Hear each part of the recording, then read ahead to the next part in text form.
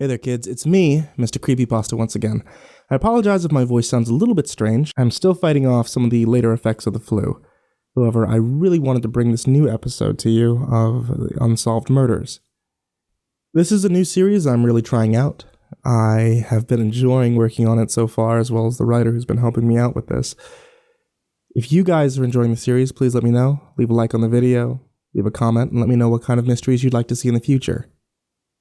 And for tonight's story, I'd like you guys to think about something. Think about fear. And I know that's something we talk about quite a bit on this channel.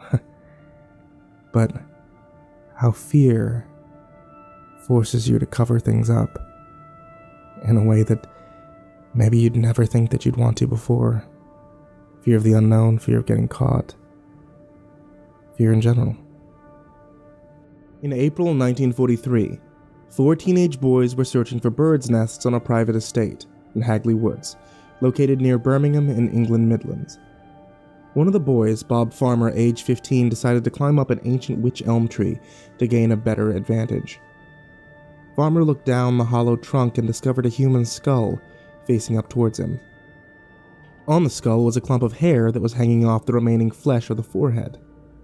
The skull had 2 crooked teeth gaping out of the mouth. After Farmer told the others about his discovery, the boys placed the skull back into the tree trunk and ran out of the woods. Once out, the boys agreed not to tell anyone of their find. They believed that they could have gotten in serious trouble because they were not allowed onto the private land. However, one of the boys was so upset by this discovery that he told his father, and the police were called, regardless of their pact. When the police returned to the tree, they discovered the body of a young woman. One of her hands was missing. Inside of the mouth of the skull, a piece of taffeta was found. Along with the body, pieces of clothing with the labels cut out, a pair of battered shoes, and a gold ring were also found. Near the tree, the bones of the woman's missing hand were found scattered. Pathologist James Webster was called in to aid the police in figuring out who this woman was and the possible cause of death. Webster determined that the woman had died approximately 18 months prior to discovery. He also stated that she was approximately 35 years old and had mousy-colored hair.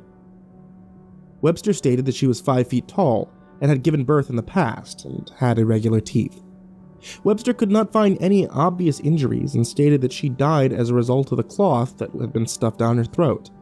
He also stated that she must have been placed inside the tree trunk shortly after she died, due to the fact that she would not have fit inside the trunk once rigor mortis had set in. With the information from Webster, the police were able to create a detailed description of the woman in the tree. However, no one came forward with an answer, and a search of the 3,000 known missing persons provided no answer as well.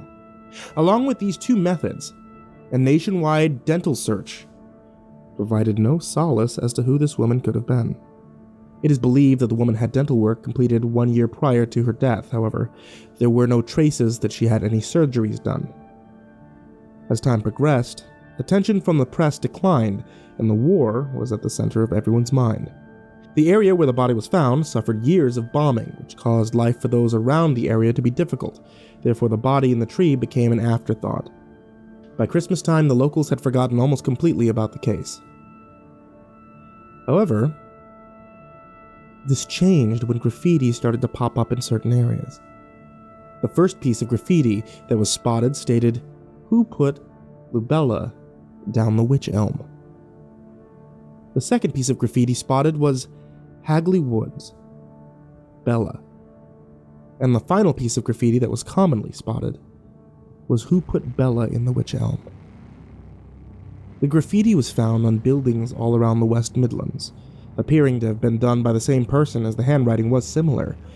This led investigators and the public to believe that someone in the area knew something more than the others. After the graffiti began appearing, the woman in the tree became known as Bella. The public and the police began referring to her as such. Although the graffiti was able to give some sort of name to the woman, there was nothing else to come from it. The police were not able to find the person responsible for the graffiti or answer any other questions regarding the case. A folklorist, Margaret Murray, believed that Bella may have been killed in an occult ceremony. Murray believed that the removal of her hand is typical with a black magic execution. The common theory that Bella was a victim of a coven of witches was increasingly popular for a long period of time. Since there was an absence of leads from the police, the case went cold, and those who had their interests piqued were left without any real answers. In 1953, journalist Wilfred Byford Jones began to write about the cold case for his news journal, the Wolverhampton Express and Star. This led to the interest in the case to increase after a decade of disinterest. This led to him receiving his first solid lead in the case. He received a letter that offered new details of what happened to Bella. The letter was only signed by a single name, Anna. According to the letter, Bella was murdered due to her involvement with a Nazi spy ring. The spy ring had operated in the Midlands in the early 1940s. During this time, hundreds of German spies had been captured in Britain during the war. The Midlands were a valuable resource of intelligence due to its high amounts of munitions factories. The letter entailed evidence that Bella was involved in a Nazi spy ring. Byford Jones reported that the letter stated, "Finish your articles on the Wych Elm crime by all means. They are interesting to your readers, but you will never solve the mystery. The one person who could give the answer is now beyond the jurisdictions of the earthy courts. The affair is closed and involves no witches, black magic, or moonlight rites." The letter was signed Anna of Calverley. After correspondence, Anna revealed herself as Una Mosop. After she revealed herself, Mosop told the full story. Una's husband, Jack Mosop, worked at a local munitions factory in 1940. He came into some money after meeting a mysterious man that went by the name the Dutchman. Later, Jack told Una that the Dutchman was a Nazi agent. Jack was passing information on local industrial sites to the Dutchman. This information was then passed on to another agent. This agent was posing as a cabaret performer at the local theater. The Midlands at the time of the war were bombarded by the German Air Force. The information Jack had given to the Dutchman would have been extremely valuable for the Nazis due to the fact that the information would cause optimal damage to Britain's efforts in the war. Jack Mosop met his contact at a pub close to Hagley Wood. The Dutchman was seen arguing with a Dutch woman. The Dutchman ordered Mosop to drive them both to Clent Hills. However, on the way to the location, the argument had become violent, and the Dutchman strangled the woman in the car. The situation caused Mosop to fear for his life, and he agreed to help carry the woman's body to Hagley Wood, where they had planned to bury her in an old hollowed-out elm tree. The events and the murder of Bella caused Jack Mosop to have a nervous breakdown. In 1941, Jack Mosop was institutionalized and died a year later. The information given by Una Mosop fit the timescale given by the pathologist that examined Bella. The death was estimated approximately 18 months prior to discovery. This would place the time of death of Bella to be around the middle of 1941. The information given to Byford Jones was convincing enough that the police and the United Kingdom's Domestic Counterintelligence Agency became involved. These intelligence outfitters were able to verify some of the details that Una provided. However, they were not able to find the remaining perpetrators. With these intelligence services involved, it is commonly speculated that there may have been a cover-up over the investigation of the information provided. The details of the spy rings may have been classified due to the short amount of time after the war when the information was given. The theory that there was a cover-up over the investigation became largely believed when the remains of Bella had gone missing. Due to this fact, there could not be any further forensics examinations. The case and story of Bella faded into the background due to there not being any new information. Occasionally, a new piece of graffiti would be written. This would cause the public to be interested in the case. There weren't any new leads for the case for 15 years until a historian, Donald McCormick, wrote a book. His book, titled Murder by Witchcraft, was written about the case using the spy ring theory. McCormick obtained files that recorded German military intelligence. According to the information gathered by McCormick, a Nazi agent named Lurer was operating in the Midlands in 1941.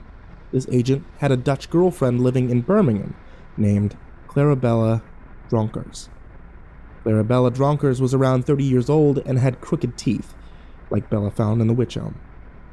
Coincidentally, there was a Nazi spy that was captured in mid-1942 and was executed at Wandsworth Prison on New Year's Eve of 1942.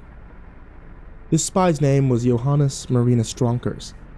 It is believed that Clarabella was the spy's wife due to the wedding ring found on the body. It is also believed that Bella was a foreigner due to there not being any trace of her living or existing in England prior to her body being found. There is a possibility that there was a love triangle occurring, or that Bella threatened to reveal the existence of the spy ring to the British authorities. It is unknown of Bella's full involvement in the spy ring or of any other matters. Finally, a British soldier told author Ian Tofam that he had seen Nazi files that detailed agents that had been operating in the Midlands. One operative that had matched the description of Bella was codenamed Clara, and was parachuted in the area in 1941. Recently, new declassified files gave new light on the spy ring theory. In the files, the details of the arrest and interrogation of Czech-born Gestapo agent named Joseph Jacobs stated there was a photograph of a young woman found on his person. This woman in the photo was Clara Barrow, a cabaret singer and German movie star. According to Jacobs, Barrow had been recruited by the Gestapo to be a secret agent. The information given by Jacobs checked out. She was a German cabaret singer and had worked in Birmingham for years before the war and had developed a local accent. Jacobs stated she was supposed to follow him to England. However, he was captured, and it is believed that this did not happen. There was no word from Barrow after 1941, the year Bella supposedly died. It is believed that she could have been recognized by her English fans from before the war. The risk of being recognized would have caused a greater problem for the spy ring and would have potentially led to her being killed. While these theories have strong points, there are areas that may disprove them. Firstly, none of the remaining members of the ring were ever found, despite multiple extensive searches. This allows many theories and thoughts to be made on the spy ring. And secondly, pathologist James Webster stated that Bella was 5 feet tall. It's been stated that Beryl was known to be a tall woman. Online databases say that Beryl died in 1942.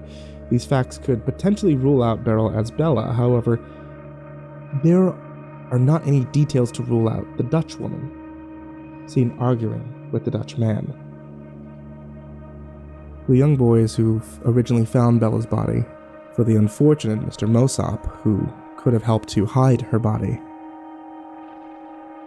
for every other person who knew, every other person who was in hiding. That's what I want you to take away from tonight's episode. How fear overtook them. How fear led to this mystery ultimately being unsolved.